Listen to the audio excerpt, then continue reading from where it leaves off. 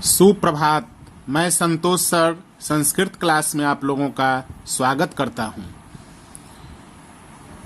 पिछले वीडियो में मैंने कारक के सामान्य नियम पर आधारित अनुवाद में बालक शब्द रूप पर आधारित कुछ अनुवादों को बतलाया था और 3-4 बनाने के लिए भी आप लोगों को दिया था।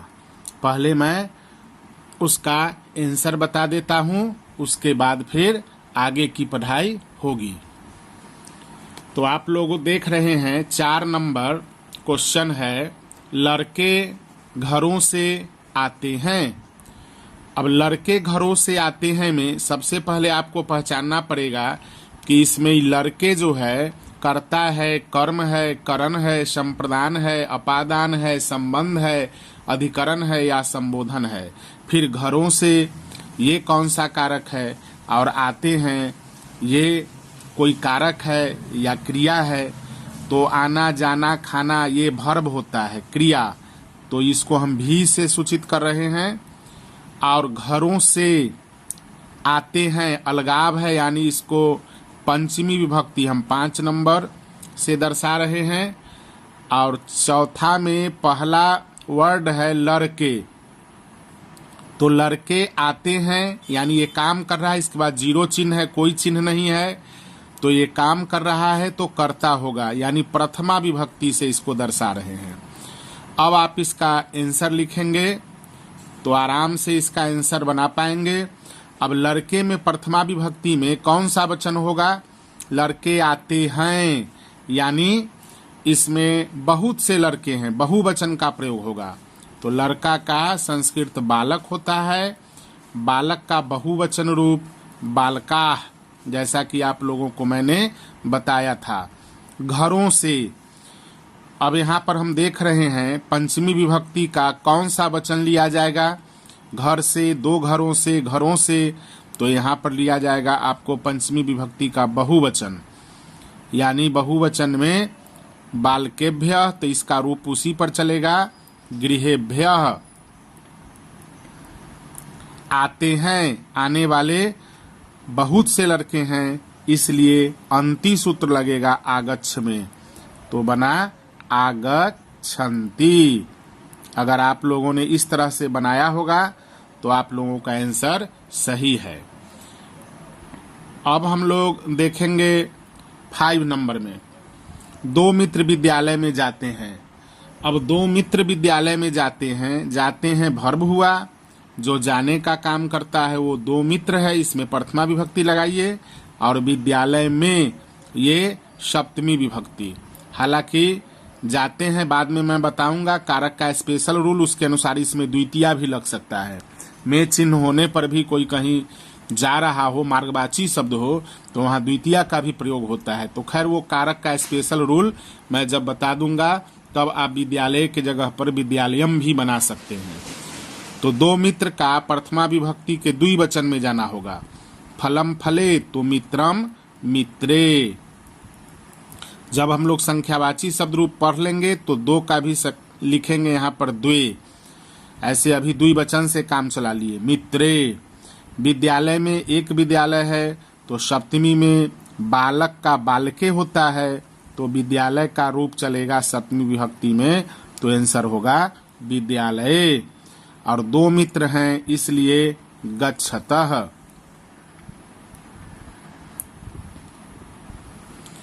अब 6 नंबर में आप लोग देख रहे हैं, 6 नंबर में है शिक्षक कलम से लिखते हैं। अब यहाँ पर शिक्षक कर्ता कारक है, प्रथमा विभक्ति का प्रयोग होगा। कलम से मतलब के द्वारा लिखते हैं, तो तृतीया विभक्ति, और ये वर्ब है, तो इसका आंसर कैसे बनेगा? अब यहाँ पर लिखते हैं रिस्पेक्टेड पर्सन के कारण एक शिक्षक ही है, चूंकि एक कलम है।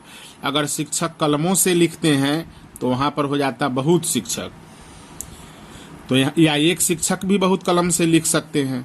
तो यहाँ पर अभी तो कलम से लिखते हैं, तो रिस्पेक्टेड पर्सन के कारण ये लिखते हैं है, तो हम यहाँ पर क्या करेंगे?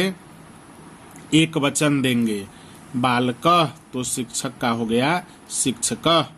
कलम से, अब एक वचन में एक कलम है, तो बालकेन, तो ये होगा कलमेन। अगर इसका लेखनी संस्कृत लिखिएगा तो फिर नदी शब्द रूप पर बैठाना होगा। लिखते हैं तो शिक्षक के अनुसार लिखती। पैरों से फल गिरते हैं, अब इसका आंसर क्या बनेगा? पैरों से फल अलग हो रहा है, यहाँ पंचमी विभक्ति होगा। फल गिर रहा है इसलिए कर्ता कारक हुआ, प्रथमा होगा, और गिरते हैं वर्ब। तो पेड़ बहुत है, बहुत होने के कारण पंचमी के बहुवचन में जाएंगे। वृक्षेभ्यः, बालकात बालकाभ्याम बालकेभ्यः, वृक्षात वृक्षाभ्याम वृक्षेभ्यः। फल भी गिरते हैं तो बहुत फल है, इसलिए फलम फले फलानी। गिरते हैं तो पतति पततः पतंती। अब 8 नंबर में आप लोग देख रहे हैं 2 लड़के कहाँ से आएंगे। अब 2 लड़के आने का काम करते हैं, करेंगे तो ये कर्ता हुआ। कहाँ से, ये अव्यय है, इसका संस्कृत कुतः होता है, और ये भर्व है। तो इसका आंसर कैसे बनेगा? बालकौ, कहाँ से, तो कुतः आएंगे, आगमिष्यतः।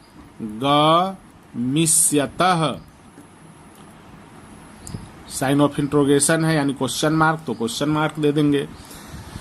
तो इस प्रकार से जो अनुवाद आप लोगों को दिया गया था उसका आंसर आप लोगों ने देखा। अब हम लोग फल शब्द रूप, ये भी अ से अंत होता है और नपुंसक लिंग होता है। तो जितने भी अ से अंत होने वाले नपुंसक लिंग शब्द होंगे वे सब फल शब्द रूप के समान ही चलेंगे। अब इधर में विभक्ति लिखा हुआ है, प्रथमा द्वितीया तृतीया चतुर्थी पंचमी षष्ठी सप्तमी संबोधन, और ऊपर में वचन है, एक वचन द्विवचन बहुवचन। अब प्रथमा में फल शब्द रूप चलेगा, फलम फले फलानी, एक फल, 2 फल, अनेक फल या कई फल। द्वितीया में फलम फले फलानी, फल को, 2 फलों को, फलों को। तृतीया है फलेन फलाभ्याम फलई, तो आपको तृतीया का चिन्ह क्या होता है यानी करण कारक का, वो लगा देना है। फल से, 2 फलों से, फलों से। चतुर्थी में है फलाय फलाभ्याम फलेभ्यः, यानी तृतीया से देख रहे हैं आप लोग बालक शब्द रूप के समान ही चल रहा है रूप। फल के लिए, 2 फलों के लिए, फलों के लिए। फलात फलाभ्याम फलेभ्यः, एक फल से, 2 फलों से, कई फलों से।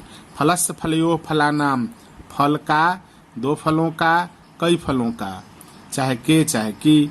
फले फलयो फलेषु, फल में, फल पर, 2 फलों में, 2 फलों पर, या फलों में या फलों पर। लास्ट है संबोधन, एक फल, 2 फल, कई फल। तो यहाँ पर अगर मित्र रहता तो हे मित्र, हे मित्रे, हे मित्रानी।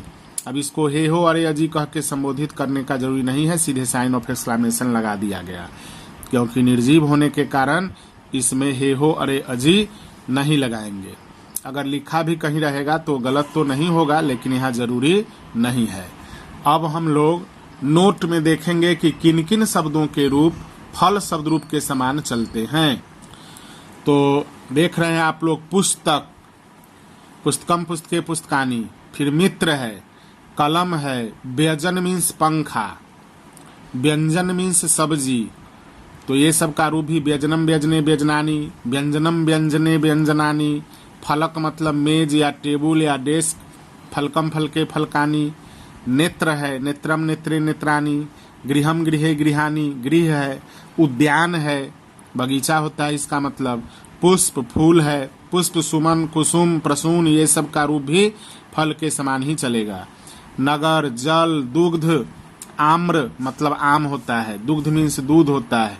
मुख मतलब मुंह, नक्षत्र, अरण्य, अरण्य मीन्स जंगल इत्यादि शब्दों के रूप फल के समान ही चलते हैं। यानी नॉन लिविंग थिंग्स ज्यादातर शब्द आपको अ से अंत होने वाला चलेगा फल के समान। अब हम लोग लता शब्द रूप देखेंगे। लता जो है आ से अंत हो रहा है, त आकार ता, त हलंजोर आ है, तो आ से अंत होने वाले शब्द प्रायः स्त्रीलिंग होते हैं, कुछ शब्द को छोड़कर, जैसे ब्रह्मा, सोमपा, अश्वत्थामा, ये सब का रूप लता पर नहीं चलेगा। विश्वपा शब्द रूप उसके लिए याद करना पड़ता है, या पर्यायवाची से हम लोग काम चला लेते हैं। तो यहाँ पर देखेंगे लता आकारांत स्त्रीलिंग है, आ से अंत होने वाले स्त्रीलिंग जितने भी शब्द होंगे वो सब लता के अनुसार चलेंगे। अब आप फिर देख रहे हैं विभक्ति लिखा हुआ है ऊपर से नीचे, प्रथमा द्वितीया तृतीया चतुर्थी पंचमी षष्ठी सप्तमी संबोधन, और इधर में देख रहे हैं एक वचन द्विवचन बहुवचन। तो प्रथमा में रूप चलता है लता का, लता लते लता, द्वितीया विभक्ति लताम लते लता, तृतीया है लतया लताभ्याम लताभि, चतुर्थी लतायै लताभ्याम लताभ्यः, पंचमी लतायाः लताभ्याम लताभ्यः, षष्ठी लतायाः लतयोः लतानाम, सप्तमी लतायाम लतयोः लतासु। संबोधन में हो जाएगा हे लते हे लते हे लता, यानी एक बदलेगा प्रथमा और शेष जो है द्वितीया वाला द्विवचन और बहुवचन प्रथमा विभक्ति वाला ही उतर जाएगा। अब अर्थ देखेंगे, लता ने, दो लताओं ने, लताओं ने, या सिर्फ लता, दो लताएं, कई लताएं। लताम है तो लता को, दो लताओं को, और इस पर हो जाएगा लताओं को। तृतीया में लता के द्वारा, दो लताओं के द्वारा, लताओं के द्वारा। लता के लिए चतुर्थी में होगा, के लिए चिन्ह होता है, तो लता के लिए, दो लताओं के लिए, लताओं के लिए। पंचमी में लता से, दो लताओं से, लताओं से। षष्ठी में लता का के की, दो लताओं का या के या की, फिर लताओं का चाहे लताओं की या लताओं, दो लताओं की या लताओं की। सप्तमी में लतायाम लतयोः लतासु, एक लता में, दो लताओं में, अनेक लताओं में। संबोधन है हे एक लता, हे दो लते, हे कई लताएं। तो इस प्रकार से आप लोगों ने अर्थ देखा। अब जो भी आ से अंत होने वाले शब्द रूप होंगे वो सब लता के समान ही चलेंगे। नोट में लिखा हुआ है गीता, गंगा, ये सब में देख रहे हैं त हलंजोरा, ग हलंजोरा, फिर सीता, इसमें भी आ है। उमा, बालिका, वाटिका, वाटिका मीन्स बगीचा, कन्या मीन्स लड़की, निशा रात, माया भाषा, पूजा, कविता, सभा, सेना, छाया इत्यादि शब्दों के रूप लता के समान ही होते हैं। अम्बा भी आ से अंत हो रहा है, लेकिन अम्बा शब्द रूप के संबोधन एक वचन में अम्ब होता है। हे अम्बे नहीं लिखा जाएगा, सीधे हे अम्ब, तो केवल एक यही चेंज रहता है, संबोधन का एक वचन। बाद बकिए शेष लता के समान ही चलता है, यानी अम्बा शब्द रूप भी लता पर चलेगा, लेकिन एक संबोधन में थोड़ा सा अंतर रहेगा, तो वहां पर अम्ब लिखा रहेगा। अब हम लोग संस्कृत में अनुवाद करें, कुछ क्वेश्चन देखेंगे। यहाँ पर क्वेश्चन है फर्स्ट में, सीता की माता बगीचा से आती है। अब यहाँ पर सुविधा के लिए हम लिख दिए हैं, देखिए सीता की माता संबंध कारक है तो षष्ठी विभक्ति लगेगा। माता आती है इसलिए प्रथमा है, बगीचा से अलग होती है तो पंचमी है, से चिन्ह में अलगाव का बोध हो रहा है, और आती है वर्ब है भी, तो आंसर इसका बना सीता की। षष्ठी विभक्ति में आप ऊपर देखे हैं लतायाह, तो इसी कारण से यहाँ पर हो जाएगा सीतायाह, एक सीता है। माता एक है तो अम्बा या माता भी लिख सकते थे, जननी भी लिख सकते हैं, तो जननी फिर दीर्घिकारांत हो जाएगा, नदी पर चलेगा, तो खैर माता लिखेंगे या अम्बा। हालांकि माता मातृ शब्द रूप में आता है, इसलिए ऋकारांत शब्द रूप मैंने नहीं पढ़ाया है अभी, तो माता का संस्कृत अम्बा लिखा दिया। बगीचा से, अब बगीचा का उद्यान लिखते तो उद्यानात होता, जैसे बालकात उद्यानात, ई व है व, तो यहाँ पर हम इसलिए ब हो गया था इसलिए इसको व बनाए हैं। तो अब बगीचा से, तो बगीचा से में आप देख रहे हैं वाटिका का संस्कृत चला दिए पंचमी विभक्ति लताया, तो फिर ये भी हो गया वाटिकाया। अब पंचमी षष्ठी दोनों में लताया लताया होता है, तो आप दोनों में देख रहे हैं, यहाँ भी सीताया था, यहाँ भी पंचमी में वाटिकाया। और अम्बा एक है, आती है, इसलिए आगच्छति, यहाँ पर पूर्ण विराम हो जाएगा। दूसरा नंबर है दो लड़कियां सभा में बोलती हैं। अब दो लड़कियां, ये प्रथमा विभक्ति, ये काम करती है बोलने का, सभा में है, सप्तमी है, बोलती हैं, ये वर्ब है, तो दो लड़कियां का संस्कृत हो गया बालिका के बाद बालिके, लता लते, तो यहाँ बालिका बालिके। सभा में, वहाँ लतायाम है इसलिए यहाँ हो गया सभायाम। बोलती हैं तो कर्ता जिस वचन में हो क्रिया भी उसी वचन में। अब सप्तमी के अनुसार कभी वर्ब नहीं होगा, पंचमी चतुर्थी तृतीया इस सब के अनुसार नहीं होगा, जब भी होगा कर्ता के अनुसार क्रिया। तो यहाँ पर आप देख रहे हैं बालिका बालिके, इसलिए तीतः, तो आंसर बना वदतः। अब यहाँ पर आप लोगों को क्वेश्चन नंबर दिया गया है 3, 4, 5, 6, 7, 8, 9, 10 यानी 7 क्वेश्चन है। 3 नंबर में है वह लड़की कलम से लिखती है। लिखती में ह्रस्वीकार हो गया था, लेकिन हिंदी में दीर्घीकार होगा, इसलिए यहाँ दीर्घीकार किया गया है। वह लड़की कलम से लिखती है। 4 नंबर में है राम और श्याम पाठों को पढ़ते हैं। 5 में है दिव्या और गीता कहाँ जाती हैं। 6 नंबर है 2 फल यहाँ कब गिरेंगे। 7 नंबर में है 2 मित्र घर पर ही पढ़ेंगे। 8 नंबर में है राम श्याम को वस्त्र देता है। 9 नंबर में है लड़कियां बगीचा में घूमती हैं। 9 नंबर आप लोग देख रहे हैं, लिखा हुआ है लड़कियां बगीचा में घूमती हैं। और 10 नंबर में है लड़के हमेशा मैदान में ही खेलते हैं।